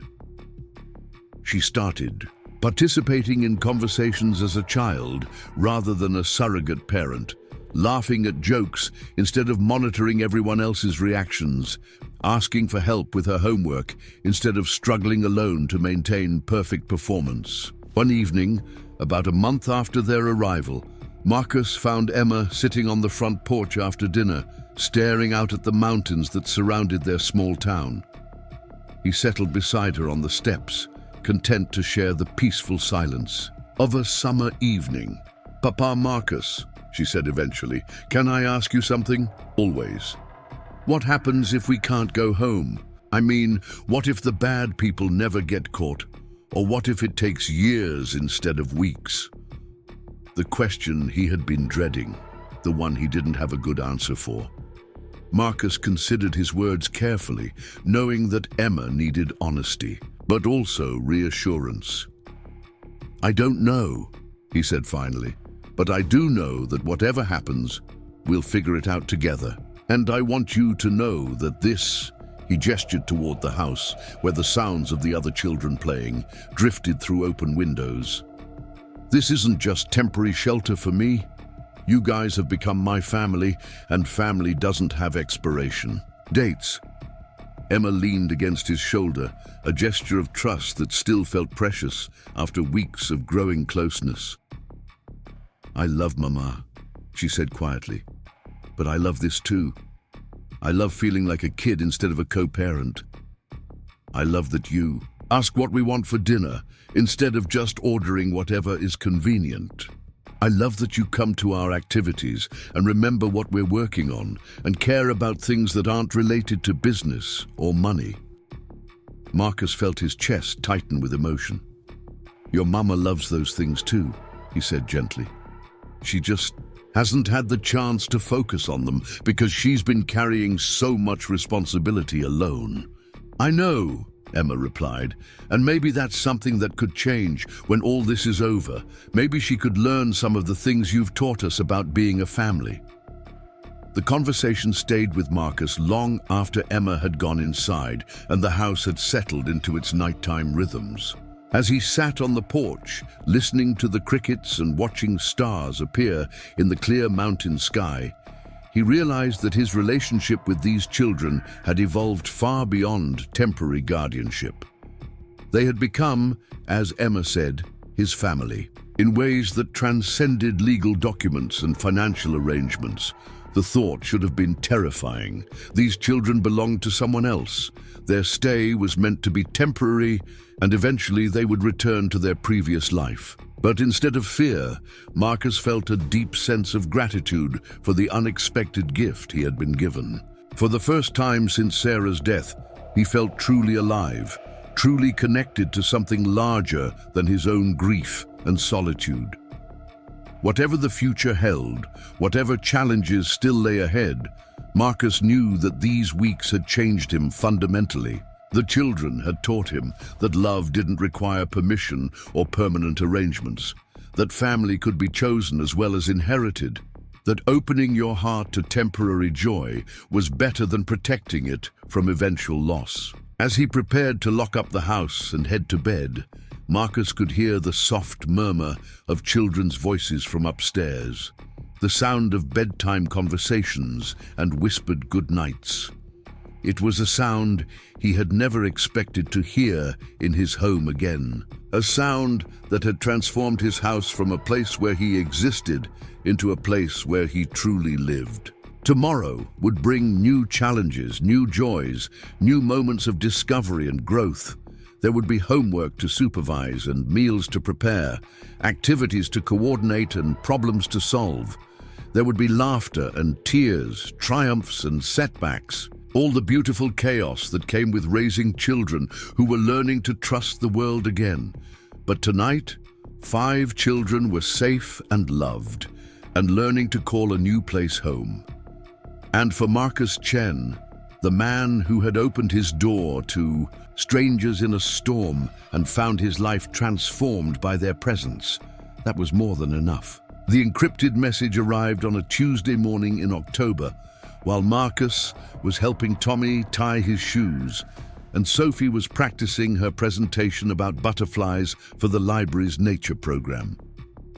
The notification chimed softly on his secure tablet, a sound that had become familiar over the past 6 weeks, but never failed to make his heart rate quicken. "Victoria here. Situation resolved. Arrests made, safe to return. Can arrange transport within 48 hours. We'll call tonight to discuss details." Marcus stared at the screen, reading the words 3 times before their meaning fully registered. The threat was over. The children could go home. After 6 weeks of temporary guardianship, their real life was waiting for them in San Francisco, complete with their mother, their familiar rooms, their previous routines. He should have felt relief. He should have felt satisfaction at a job. Well done, pride in having kept 5 precious children safe during a dangerous time. Instead, he felt like someone had punched him in the chest, leaving him breathless and somehow hollow. "Papa Marcus, you're making a funny face," Tommy observed, abandoning his shoes to climb into Marcus's lap. "Are you thinking about something hard?" "Something like that, buddy," Marcus managed, closing the tablet and focusing on Tommy's concerned expression. "But nothing for you to worry about." "And when grown-ups say not to worry, it usually means kids should definitely worry," Emma said from the kitchen doorway, her arms crossed and her expression skeptical. At 12, she had developed an uncanny ability to read adult emotions, particularly the ones adults tried to hide. Marcus looked at Emma and saw not just intelligence beyond her years, but a wariness that came from too much experience with adults who said one thing while meaning another. She deserved honesty, they all did, but he needed time to process what this news meant before he could help them understand it. "You're right," he said, settling Tommy more comfortably in his lap.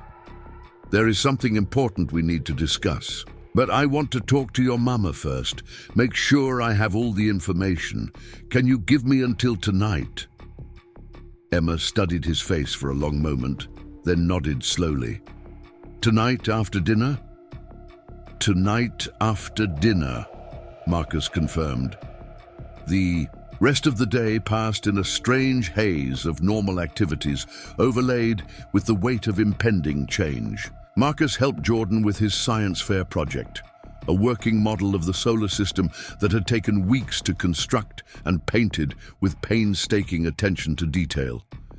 He listened to Jake's excited description of the mural his art class was creating for the community center, a collaborative piece that would feature contributions from every student. He watched Sophie practice her butterfly presentation in front of Mr. Peanuts, who served as a remarkably attentive audience despite his lack of questions or commentary. Each interaction felt simultaneously precious and painful, charged with the knowledge that these might be among their last. Marcus found himself paying attention to details he had begun to take for granted.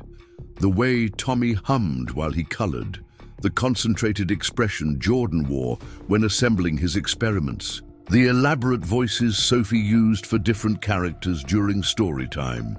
The secure call from Victoria came at 8 o'clock, after the children had been settled in the living room with books and quiet activities. Marcus took the call in his bedroom, closing the door and bracing himself for a conversation that would reshape all their lives. "Marcus," Victoria's voice came through clearly, and he could hear something in her tone he hadn't noticed before. Relief, certainly, but also something that sounded almost like reluctance. "I can't thank you enough for everything you've done. The FBI tells me the entire network has been dismantled, the people making threats are in custody, and it's completely safe for the children to come home." "That's wonderful news," Marcus said, meaning it despite the ache in his chest. "I know they've missed you terribly. And I've missed them more than I can express. But Marcus, before we discuss logistics, I need to ask you something. How are they? Really, not just safe and healthy, but how are they emotionally? Have they adapted well?" Marcus considered the question carefully, thinking about the transformations he had witnessed over the past 6 weeks. "They've done more than adapt," he said finally. "They've thrived. Emma has started letting herself be a child again instead of carrying everyone else's responsibilities. The twins have found their individual voices and interests. Sophie has gained confidence in ways I didn't expect. And Tommy." He paused, remembering the boy who had arrived crying and frightened, and who now filled the house with laughter. Every day, Tommy has become the sunshine of this house. Victoria was quiet for a long moment. "And you? How has this been for you?" The question caught Marcus off guard. "What do you mean?" "I mean, 6 weeks ago I left 5 traumatized children on your doorstep and asked you to rebuild their sense of security and belonging. That's not exactly what anyone would call a small favor. How has it affected your life?" Marcus looked around his bedroom, seeing evidence of the children's presence everywhere. Sophie's latest book recommendations stacked on his nightstand, a drawing from Jake taped to his mirror, a rock collection Jordan had started displayed on the windowsill, Tommy's extra blanket folded at the foot of his bed for nights when nightmares required comfort. "It's given me back something I didn't know I'd lost," he said honestly. "A sense of purpose, of family, of what it means to have people who need you and who you need in return. Victoria, these children haven't been a burden. They've been a gift." Another long silence. "Marcus, can I ask you something that might sound strange?" "Of course." "What if they didn't have to come back right away? What if we took some time to transition, to figure out what works best for everyone involved?" Marcus felt his heart skip. "What are you suggesting?" I'm suggesting that maybe the solution to this crisis isn't just returning to exactly the way things were before. Maybe we've all learned some things over the past 6 weeks that are worth considering. Before Marcus could respond, a soft knock on his bedroom door interrupted the conversation. Emma's voice came through the wood, polite but insistent. "Papa Marcus, I'm sorry to interrupt, but there's something we need to tell you." Marcus opened the door to find all 5 children arranged in the hallway, clearly having formed a delegation for some important purpose. Emma held a folded piece of paper, and the others stood behind her with expressions of determined nervousness. "Can you hold on just a moment?" Marcus said into the phone. "Of course. Take your time."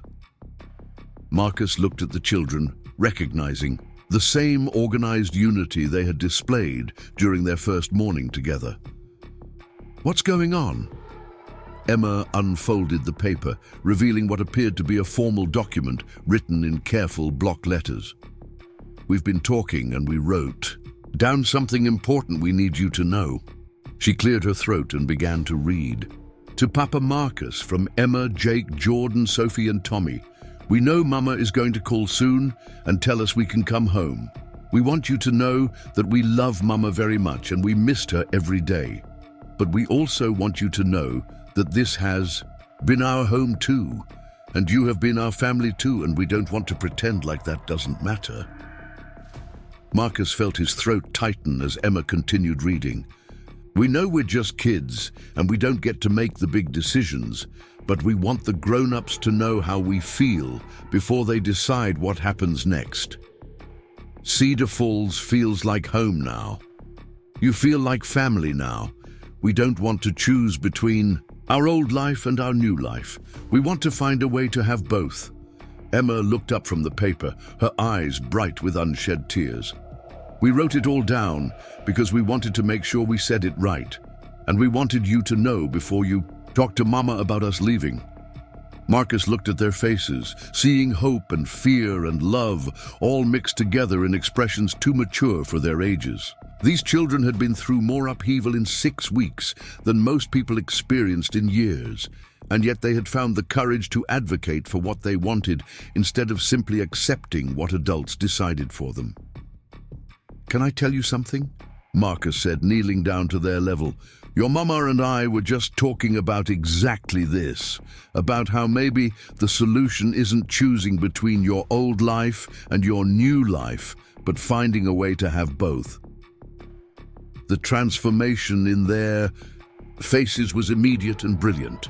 Tommy launched himself into Marcus's arms with a squeal of delight. Sophie clapped her hands and began dancing in place. The twins exchanged one of their wordless twin communications and then grinned identical grins. Emma, ever the leader, simply nodded with satisfaction. "So what does that mean exactly?" she asked, practical as always. "It means we need to have a family meeting with your Mama to figure out how to make this work for everyone," Marcus replied. "And it means you all get to be part of that conversation. Because you're right, this decision affects all of us, and everyone should have a voice." Marcus returned to his phone call with Victoria, who had apparently been listening to enough of the conversation to understand what had transpired. "I take it they have opinions about the transition," she said, and Marcus could hear the smile in her voice. "Strong opinions, clearly stated, and backed up by written documentation," Marcus confirmed. "Victoria, I think we need to have a more complicated conversation than either of us originally planned." "I was hoping you'd say that. Marcus, would you be willing to consider a proposal that might sound completely crazy? After the past 6 weeks, I think my definition of crazy has been permanently revised. What did you have in mind?" Victoria took a deep breath. "I've been thinking about this ever since I left them with you. About the kind of life I was giving them before, and the kind of life they seem to have found with you. About what it means to be a good mother, and whether that always means being the only parent." Marcus waited, sensing that Victoria was working towards something important. "What if we shared custody? Not legally, at least not initially, but practically. What if the children split their time between San Francisco and Cedar Falls? What if they had both of their lives, both of their families? The proposal hung in the air between them, radical and complicated, and somehow perfect. How would that work practically? Marcus asked. I've been thinking about that too. I could set up a satellite office here, work remotely more often. The children could spend summers in Cedar Falls, school holidays, maybe even do some of their schooling there. If we set up the right programs, they could maintain their connections to both communities, both families. Marcus felt something like hope unfurling in his chest. And you? How would you feel about sharing them? Victoria was quiet for a moment. Terrified, she admitted, but also relieved. Marcus, I've been a single mother since before they were born, carrying all the responsibility and making all the decisions alone. The idea of having a partner in raising them, someone who loves them as much as I do and who they trust completely, it's not threatening. It's the answer to prayers I didn't know I was praying. There would be complications, Marcus said, his practical mind already working through the logistics. School arrangements, legal issues, financial responsibilities, all solvable problems, Victoria interrupted gently. Marcus, I've spent 6 weeks watching my children thrive in ways I didn't know they were capable of. I've seen them become more confident, more joyful, more secure. That's not something you walk away from because it's complicated. What about your work, your company? My company will survive with me traveling more and working remotely. Technology makes it possible to run a business from anywhere, and frankly, the past 6 weeks have shown me that I was probably too involved in day-to-day operations anyway. Maybe it's time for me to focus more on being a mother and less on being a CEO every waking moment. Marcus looked out his bedroom window at the community that had embraced his temporary family, thinking about Jake's art classes and Jordan's science club, about Sophie's library programs and Emma's volunteer work, about Tommy's friendships and the life they had all built together. When could you come up to discuss this? He asked. I think this is a conversation that needs to happen in person, with all of us together. I could be there tomorrow evening. Would that work? Perfect. And Victoria, thank you for trusting me with them, for being open to this idea, for putting their happiness ahead of conventional arrangements. Thank you for showing all of us what family can look like when it's built on love instead of obligation. After ending the call, Marcus found the children waiting in the living room, their earlier delegation disbanded, but their attention clearly focused on him. He settled into his reading chair, the one Tommy had claimed as his thinking nest, and looked at each of their expectant faces. Your mama is coming tomorrow to visit, he began, and was immediately interrupted by cheers and excited chatter. He held up a hand for quiet. And we're all going to sit down together and figure out how to make sure everyone gets what they need. Does that mean we might get to stay? Sophie asked, her voice small and hopeful. It means we're going to explore every possibility to make sure this family stays together, even if it looks different than traditional families. Marcus replied carefully, but I need you all to understand that this would be a big change for everyone. Especially your mama. We'll need to be patient while we work out all the details. Emma, ever the practical one, had more specific questions. Where would we go? To school? Would we still be able to do our activities here? What about our friends in San Francisco? Those are all excellent questions that we'll need to answer together, Marcus said. But the most important thing to remember is that this isn't about choosing between two families. It's about figuring out how to have one bigger family that just happens to live in two places. Tommy climbed into Marcus's lap, a position that had become their standard arrangement for important conversations. Papa Marcus, are you happy about Mama coming? "I'm very happy about your mama coming," Marcus said honestly. "I've been wanting to meet the woman who raised such amazing children, and I think she's going to love seeing how well you've all done here." "Are you nervous?" Jordan asked with the scientific curiosity that characterized most of his questions. Marcus considered this. "A little nervous, yes.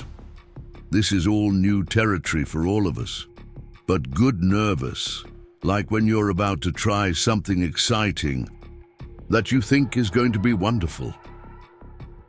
The children seemed satisfied with this explanation, and the evening proceeded with the comfortable routines they had established over the past weeks. Homework was completed, dinner was prepared and eaten with the usual chaos and laughter, bedtime stories were read with all the dramatic flair the children had come to expect. But Marcus noticed small changes in their behavior, subtle signs that they were processing the impending reunion with their mother and the possibility of a radically different future. Emma was quieter than usual, more observant, clearly thinking through implications and possibilities.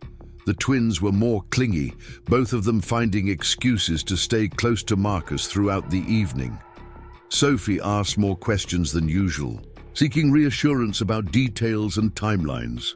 Tommy insisted on extra hugs and demanded 3 stories instead of 1. As Marcus tucked each child into bed, he found himself having individual conversations that reflected their different concerns and hopes. Emma, as the oldest, had the most complex feelings about the situation. "Papa Marcus," she said as he pulled her covers up to her chin, "what if Mama doesn't like the way we've changed? What if she wants us to go back to being the way we were before?" Marcus sat on the edge of her bed, recognizing the weight of responsibility she still carried, despite his efforts to help her let it go. "Emma, your mama loves you exactly as you are, and she's going to love seeing how you've grown and what you've learned. Change isn't something to be afraid of when it makes you happier and healthier. But what if she doesn't understand why we want to stay here too? What if she thinks it means we don't love her enough? Then we'll help her understand that love isn't a limited resource," Marcus replied gently. "Loving this place and this life doesn't take away from how much you love her. It just means your heart has more room in it than you knew." In the boys' room, Jordan was struggling with the scientific impossibility of being in 2 places at once. "How can we have 2 homes?" he asked, his logical mind working through the paradox. "Home is supposed to be one place where all your stuff is and where you sleep every night." "Maybe we need to expand our definition of home," Marcus suggested. "Maybe home isn't about stuff or specific locations. Maybe home is about the people who love you and the places where you feel safe and happy." Jake, meanwhile, was worried about more concrete concerns. "What about my art supplies and the mural at the community center? I can't just leave it half finished." We'll make sure your art supplies can travel with you, and we'll talk to Mrs. Collins about how to finish the mural even if you're not here all the time," Marcus assured him. "Artists throughout history have had studios in multiple cities. Maybe you'll be the youngest person ever to have art studios in both San Francisco and Cedar Falls." Sophie's room held different concerns altogether. "Will Mr. Peanuts like flying on airplanes?" she asked seriously. "He's never been on one before, and he might get scared." "I think Mr. Peanuts is brave enough for airplane travel, especially if he's with you," Marcus replied. "And we can make sure he has a special travel bag so he feels secure." Tommy's bedroom conversation was the most heartbreaking and the most hopeful.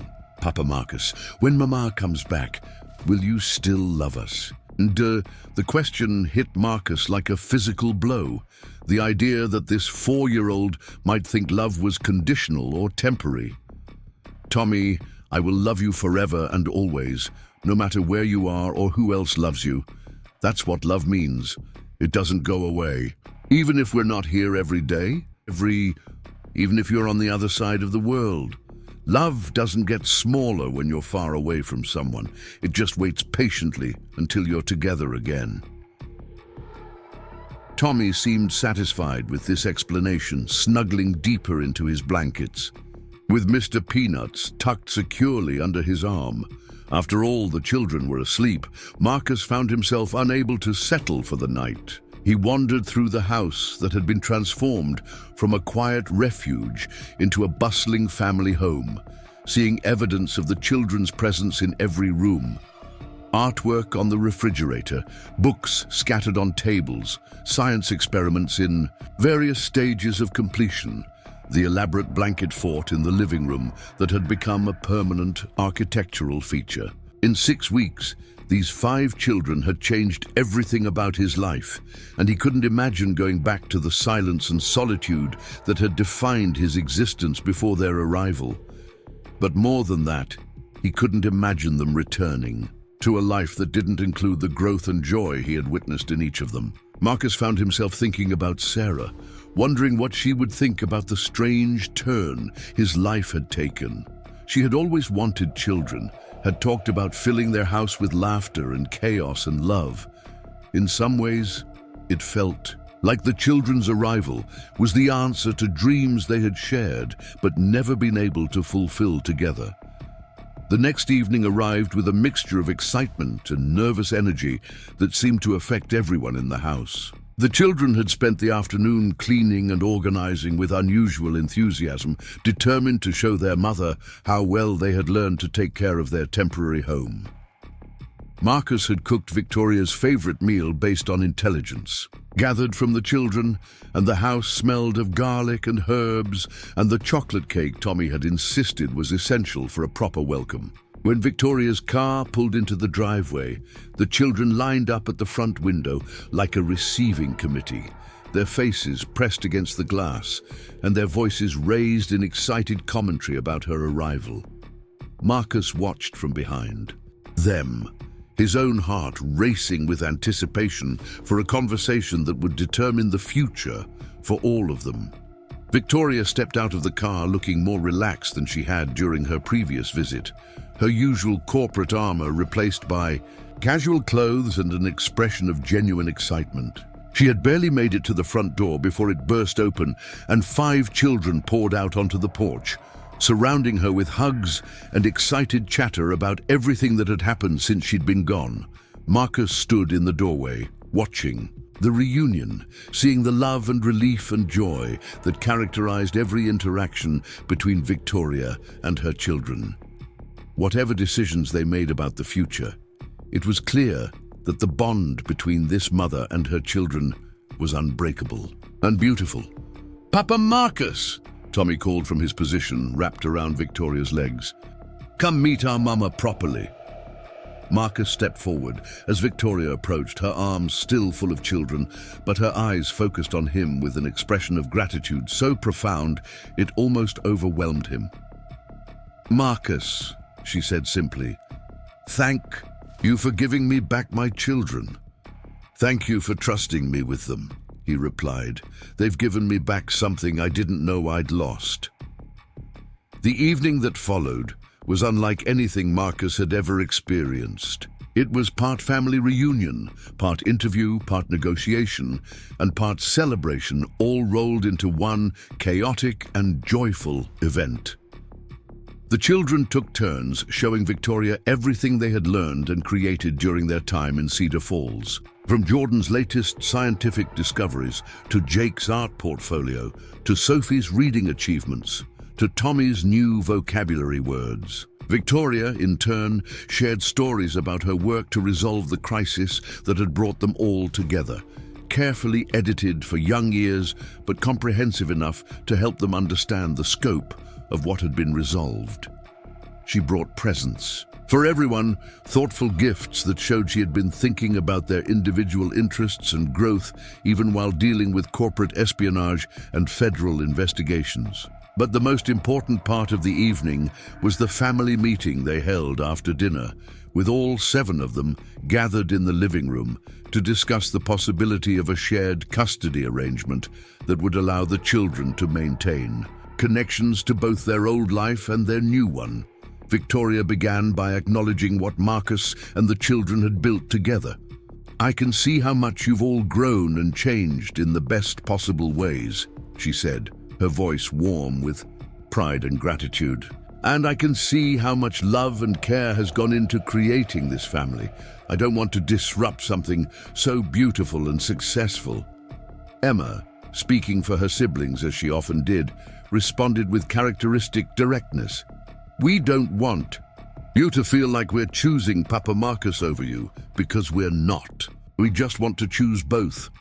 And we want you to get to know Papa Marcus like we do, Sophie added, because he's really wonderful and we think you'd like being friends with him. Victoria smiled, her eyes moving between the children and Marcus. I think you're probably right about that. Marcus, would you be willing to try a gradual transition, maybe starting with longer visits and working toward a more permanent shared arrangement? Marcus felt his heart expand with possibility. I'd be honored to try whatever works best for the children. What about school? Jordan asked, his practical mind focused on logistics. We can arrange for split enrollment between your school in San Francisco and the school here, Victoria replied, or possibly homeschooling coordination that would let you learn in both places. What about our activities here? Jake wanted to know. Those would continue, Marcus assured him. Mrs. Collins specifically asked me to tell you that your spot in art class is permanently reserved. Tommy, who had been listening with the patient attention of someone following an adult conversation that was mostly over his head, finally spoke up with the question that mattered most to him. Does this mean we get to keep Papa Marcus forever? Victoria and Marcus looked at each other, and Marcus saw something in her expression that looked like relief mixed with hope. It means, Victoria said carefully, that we're going to try to build a family that includes everyone we love, even if it's different from the way most families work. The children's response was immediate and enthusiastic, a chorus of excitement and relief that filled the room with joy. Plans were made, schedules were discussed, and possibilities were explored late into the evening. As the night wound down and the children were eventually convinced to go to bed despite their excitement, Marcus and Victoria found themselves alone on the front porch, looking out at the mountains that surrounded their small town and talking about the future they were committing to build together. Are you sure about this? Marcus asked. Sharing custody with someone you barely know, rearranging your entire life to accommodate a more complicated family structure. Victoria considered the question seriously. Marcus, 6 weeks ago I was a single mother, carrying all the responsibility and making all the decisions alone, raising children who were successful but not necessarily happy. Tonight, I sat in your living room and watched my children laugh and argue and collaborate with the kind of confidence and security I've been trying to give them their whole lives. If you can create that kind of environment for them, then yes, I'm sure. And you? How do you feel about the changes this will require in your own life? Victoria smiled, and Marcus saw something in her expression he hadn't seen before. Genuine peace. I feel like I'm finally going to get to be a mother instead of just a manager, like I'm going to get to enjoy my children instead of just keeping them safe and successful. Marcus, you've given me permission to parent differently, to prioritize differently, to value different things. That's a gift I never expected. They sat in comfortable silence for a while, processing the magnitude of what they had committed to and the changes it would bring to all their lives. It wouldn't be easy, Marcus knew. Shared custody arrangements were complicated even under the best circumstances, and theirs would require coordination across multiple states, school systems, and communities.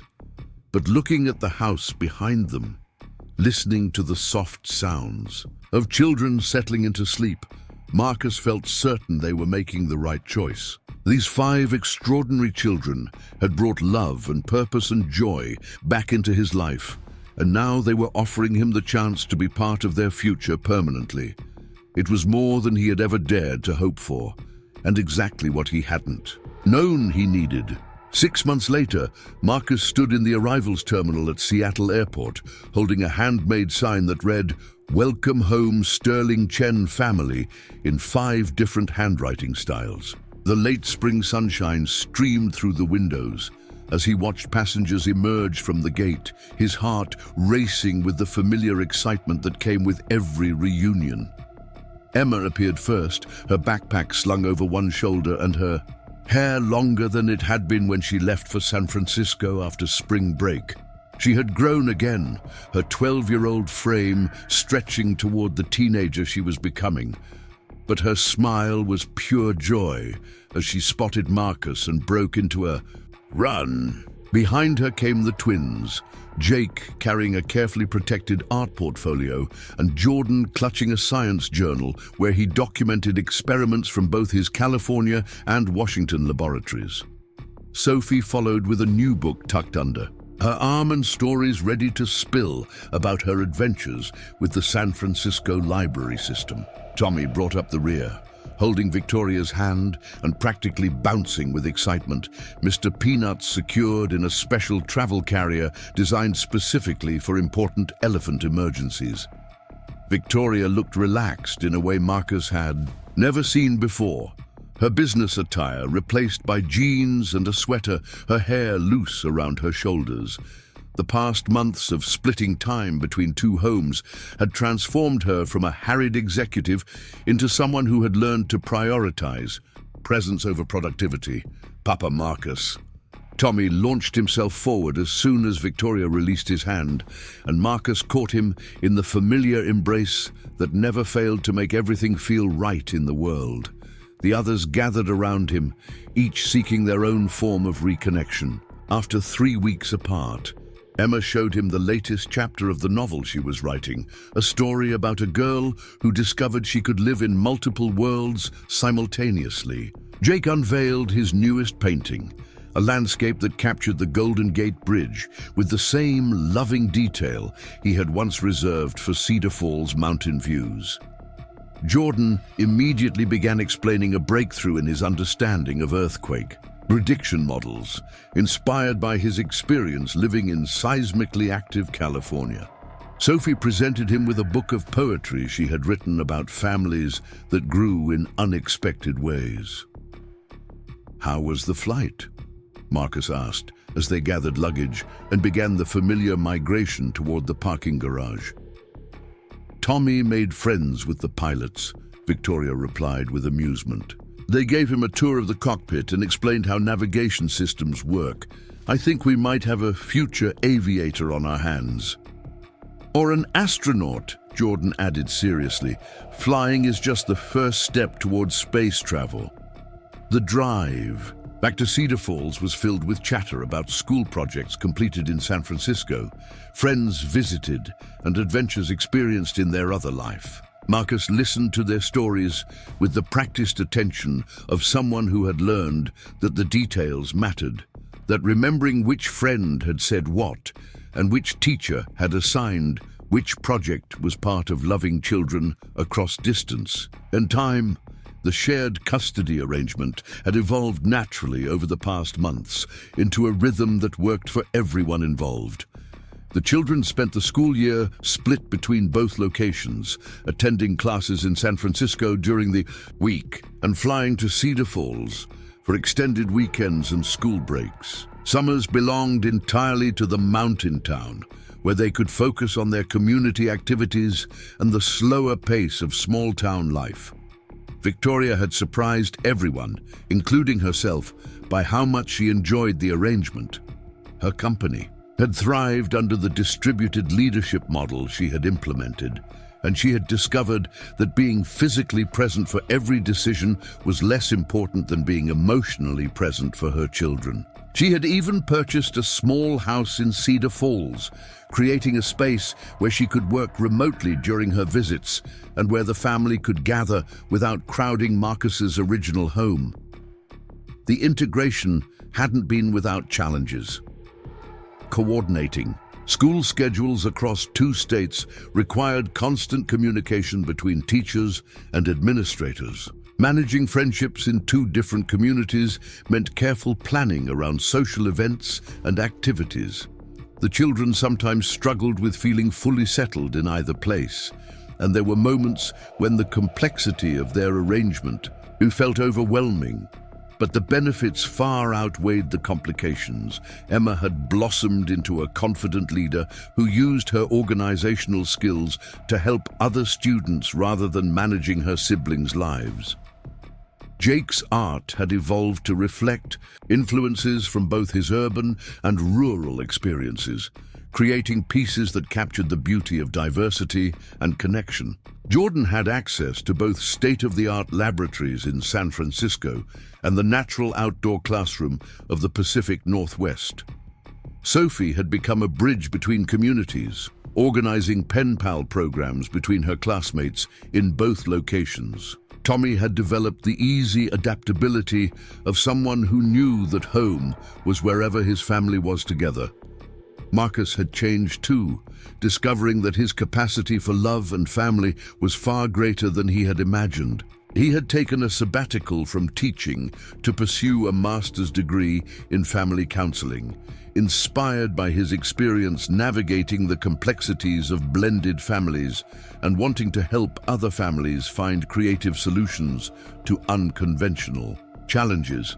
Victoria had used her business skills to establish a foundation focused on supporting non-traditional family structures, providing resources and advocacy for families who didn't fit standard custody models. Her experience with Marcus and the children had shown her that families could be intentionally created and maintained through commitment rather than just circumstance. As they pulled into the driveway of what the children now called the Cedar Falls house, Marcus felt the familiar warmth of homecoming. The garden that he and the children had planted the previous summer was beginning to show signs of spring growth, and the tree house that had been a winter construction project stood ready for another season of adventures. Mrs. Henderson waved from her yard next door, calling out welcomes to the returning family members. The mailbox held cards from classmates and teachers who had learned to think of the Sterling Chen family as residents who simply traveled frequently rather than visitors who came and went unpredictably. Inside the house, everything was exactly as they had left it 3 weeks earlier, but somehow it felt more complete with all 7 family members present. Tommy immediately claimed his thinking nest in Marcus's reading chair. Sophie began reorganizing her section of the bookshelf to accommodate new acquisitions, and the twins disappeared into the basement to check on experiments they had left in progress. Emma found Marcus in the kitchen as he began preparing what had become their traditional reunion dinner, pancakes for supper, because some traditions were too important to limit to breakfast time. "Papa Marcus," she said, settling onto a stool at the counter where she could watch him work, "I've been thinking about something during the flight." "What's that?" "Next year, when I start high school, I want to spend more time here, maybe do my freshman year primarily in Cedar Falls." Marcus paused in his mixing, recognizing the significance of what she was suggesting. "What's brought this on?" Emma considered her words carefully, a habit she had developed for important conversations. "In San Francisco, I'm just one of many smart kids in a big school. Here, I get to be someone who helps make things better for everyone. Mrs. Patterson at the high school has been talking to me about starting a peer tutoring program, and I really want to be part of building something like that." "What does your mama think about this idea?" "We've talked about it, and she's supportive. She says part of giving us choices means respecting the choices we make, even when they're different from what she might choose for us." Marcus smiled, recognizing Victoria's growth in that statement. "And what do you think about spending less time in the city?" "I think I've learned what I needed to learn there," Emma replied with the wisdom of someone far older than 13. "I know I can succeed in competitive environments, and I know I can handle complexity and pressure. Now I want to learn how to use those skills to build community and help other people succeed too. Their conversation was interrupted by Victoria, appearing in the kitchen doorway, her expression amused. "I found Tommy in the backyard, trying to teach Mr. Peanuts to climb the apple tree. Should I be concerned?" "Only if Mr. Peanuts actually succeeds," Marcus replied. "Tommy's been working on that project for months." Victoria settled beside Emma at the counter, and Marcus noticed how natural the arrangement felt. The three of them working together to prepare a meal for their blended family. It was a scene he had never imagined possible 6 months earlier, when he was a lonely widower, and Victoria was an overwhelmed single mother. "Emma was just telling me about her high school plans," Marcus said, including Victoria in their conversation. "I think it's a wonderful idea," Victoria replied. Emma's found her leadership voice here in ways that might be harder in a larger, more competitive environment. And frankly, I think Cedar Falls could benefit from someone with her vision and organizational skills. As the evening progressed, the house filled with the comfortable chaos that had become their family signature. Homework was scattered across the dining room table as the children caught up on assignments from both schools. Science experiments were explained, and art projects were displayed. Stories were shared about friends and teachers and adventures from their time apart. Victoria and Marcus worked together to coordinate schedules for the coming weeks, discussing school events and community activities with the practiced efficiency of parents who had learned to navigate complex logistics. But underneath the practical planning was a deeper conversation about how their family continued to evolve and grow. "I've been thinking about something," Victoria said as they sat on the front porch after the children had gone to bed, watching stars appear in the clear mountain sky. "What's that?" "About making this more official, not just the living arrangement, but the family structure. I've been researching legal frameworks that would give you formal parental rights, so you wouldn't just be their guardian when they're here." Marcus felt his heart skip. "What kind of frameworks?" "Second parent adoption, primarily. It would mean that legally, officially, you would be their father in every sense that matters. They could carry both our names. We could make medical and educational decisions together, and if anything happened to me, there would be no question about their permanent home." The proposal hung between them, representing a level of commitment and permanence that would transform their unconventional arrangement into something legally recognized and protected. "Have you discussed this with the children?" Marcus asked briefly. Their response was basically, "Why hasn't this happened already?" They seemed to consider it a formality that recognizes what's already true in their hearts. Marcus looked through the window at the house where 5 children slept peacefully, secure in the knowledge that they were loved and wanted by multiple adults who had chosen to prioritize their well-being above convenience or convention. "I would be honored," he said quietly, "more than honored. I can't think of anything I want more than to be their father officially." 6 weeks later, on a warm Saturday morning in June, 7 people stood in the Cedar Falls courthouse for an adoption ceremony that looked nothing like traditional adoption proceedings. There were no birth parents relinquishing rights, no children being placed with new families. Instead, there was a family choosing to expand their legal definition to match their emotional reality. Judge Martinez, who had officiated more traditional adoptions for 20 years, smiled as she looked at the group assembled before her. "In all my time on the bench," she said, "I've never seen an adoption where every person involved was so clearly choosing to be part of the same family. This is what family law should accomplish, protecting and recognizing love rather than restricting it." The ceremony itself was simple but profound. Marcus promised to love and protect and provide for 5 children who had already claimed him as their father. Victoria affirmed her support for the adoption and her commitment to co-parenting. Each child spoke about what family meant to them, and why they wanted Marcus to be their legal father as well as their chosen father. Tommy's contribution was characteristically brief and perfect. Papa Marcus already loves us forever and always. This just makes it so the government knows too.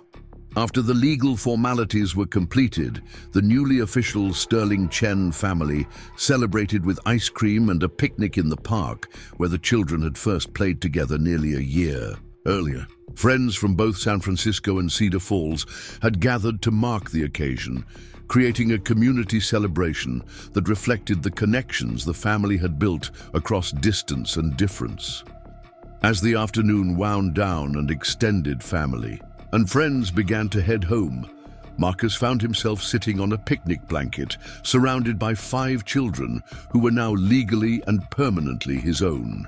Victoria sat beside him, watching their children play with other kids whose families came in all different configurations and arrangements. "Any regrets?" she asked quietly. Marcus considered the question seriously, thinking about the quiet life he had led before 5 crying children appeared on his doorstep during a storm. He thought about the grief he had carried for Sarah, the isolation he had accepted as his permanent condition, the small and careful existence he had built around his loss. Then he looked at Emma, who was organizing an elaborate game that included children from 3 different families. He watched Jake and Jordan, who had found their individual voices while maintaining their twin connection. He saw Sophie reading a story to a group of younger children with the confidence of someone who knew her words mattered. He observed Tommy, who had grown from a frightened 4-year-old into a joyful 5-year-old who approached every day as an adventure waiting to unfold. "Not a single one," he said finally. "Every complication, every challenge, every moment of uncertainty has been worth it to be part of this family." Victoria smiled, leaning against his shoulder in the comfortable intimacy they had developed over months of shared parenting and mutual support. "I was terrified that night when I left them on your doorstep," she admitted. "Terrified that I was making the wrong choice, that I was damaging them by disrupting their lives so completely. And now I realize that sometimes the most loving thing you can do is admit that your children need more than you can provide alone, and then find people who can provide it. You didn't just keep them safe, Marcus. You helped them become more themselves than they ever could have been with just me." As the sun began to set behind the mountains that surrounded their chosen town, the Sterling Chen family packed up their picnic and headed home to a house that had grown from a temporary shelter into the foundation of something permanent and beautiful. There would be more adventures ahead, more challenges to navigate, more growth and change and evolution. But tonight, 7 people who had found each other through crisis and chosen each other through love would sleep under the same roof, secure, in the knowledge that family wasn't about biology or convention or traditional arrangements. Family was about commitment and choice and the daily decision to prioritize love over convenience. Marcus Chen had opened his door to strangers in a storm and discovered that sometimes the most broken people find exactly what they need in each other. 5 children had lost their sense of safety and found it again in a small mountain town with a man who understood that healing happened through presence rather than perfection. And Victoria Sterling had learned that being a good mother sometimes meant sharing that role with someone who could offer what she couldn't provide alone, creating a family structure built on abundance rather than scarcity. It had started with 5 orphaned children and a doorstep discovery. It had become a story about the infinite capacity of human hearts to expand and include and choose love even when it came in unexpected packages. In the end, it wasn't about who they had been before that storm-tossed night. It was about who they had chosen to become together. Up next, you've got 2 more standout stories right on your screen. If this one hit the mark, you won't want to pass these up. Just click and check them out.